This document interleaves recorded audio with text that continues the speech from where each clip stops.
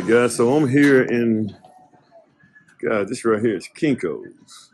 No, it's not Kinko's anymore. It's FedEx. My bad. All right, so guys, what you see right here is a plotter. That's a bad boy right here, man.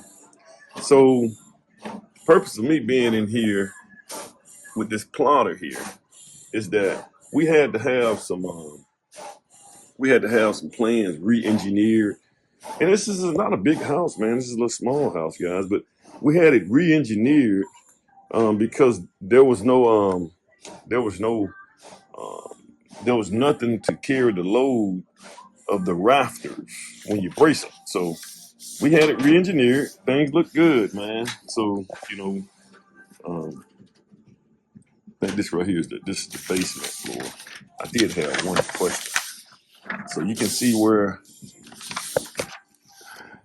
right here, guys. And this is really good for the framers too, man. So they won't mess things up. So you can see right here in blue where we have the ridge beam is straight down the middle of the roof.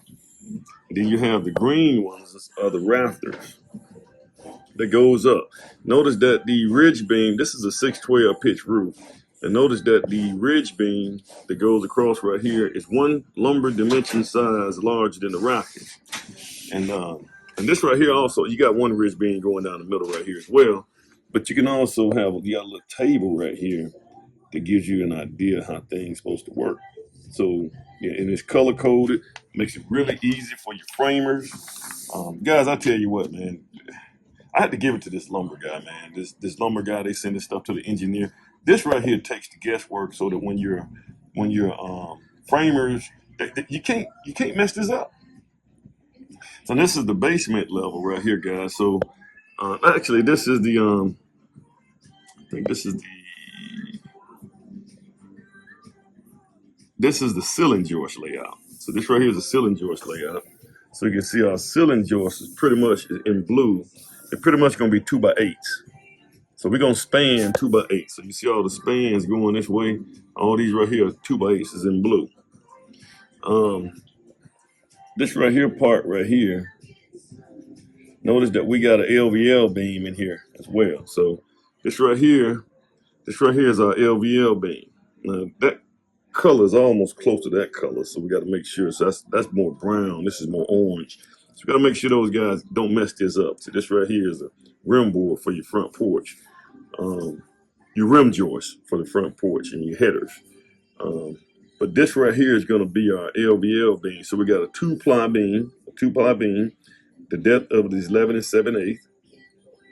And guys, there's also some engineering to go with these beams right here. Now you can face nail these beams, guys. I'm sorry, you can face nail them. You don't have to use screws because you just have a two-ply beam. So that's the roof layout. The ceiling layout. And so we can see how everything goes. So now we have an area. We got that wall. We have this right here beam that we can brace the roof off of. And you clearing this span all the way down. We're gonna take it down right here. So this right here is the basement level right here. Let's see what we got here, guys. So this is our basement. Kind of see how this right here works. So this is the basement right here. Same thing right here, guys, except in this case we're using 2x10s. So we have our 2x10 spanning this way right here. We got a 3-ply beam, which is gonna have to be screwed. That's a big beam too, guys. It's 24 inches. And it's spanning almost 24 feet. That's a big beam. It's a 2 feet beam. But we're going to push it up higher. So you got 10-foot ceiling. So it's going to drop down almost, it's going to drop down almost a foot in the basement. So you see it about a foot in the basement. A little over a foot. So that still give you a little over 8 feet ceilings in the basement, guys. So that's what we got. So got a 3-ply beam here, LVL beam, and then you're gonna be spanning this way. And we also have this blocking right here. That's gonna go right here. And guys, this is another great thing, man, that I really like. So you can see where he had the arrows right here. And what these arrows means that these joists can be moved over about 6 inches to accommodate in the event that we have to figure out where those plumbing drops are gonna be. Because guys, I promise you, man, the toilet, for some odd reason, the toilet and the tubs always get in the way of my drops. They always get in the way, and then the plumbers are going to want to cut that beam. So this right here, we're dealing with this right now, so I can get with the plumber. I can find out where this thing is going to go, and then we can work backwards to make sure we don't do that. And you got another one right here, guys. This is wonderful right here, man. Guys, I tell you what, man, you cannot be. This holds everybody accountable. Holds everybody accountable.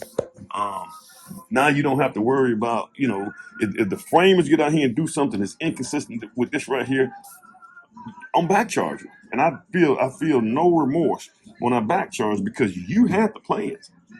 And I just got to make sure that my guy that's out there, which is going to be Clay, is out there making sure he's hold them accountable. That's another.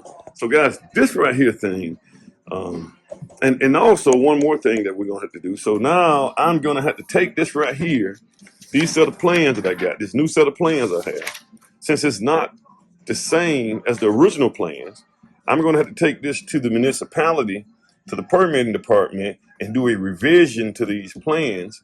So really that needs to be reviewed, and then it needs to go to the inspections department so that when the inspection department get it, then at that point, those guys can they can arrive on site with these plans. That become this right here now gets stamped, and this right here becomes the plan that the inspector is looking for. So he's looking for this on site instead of what we had before.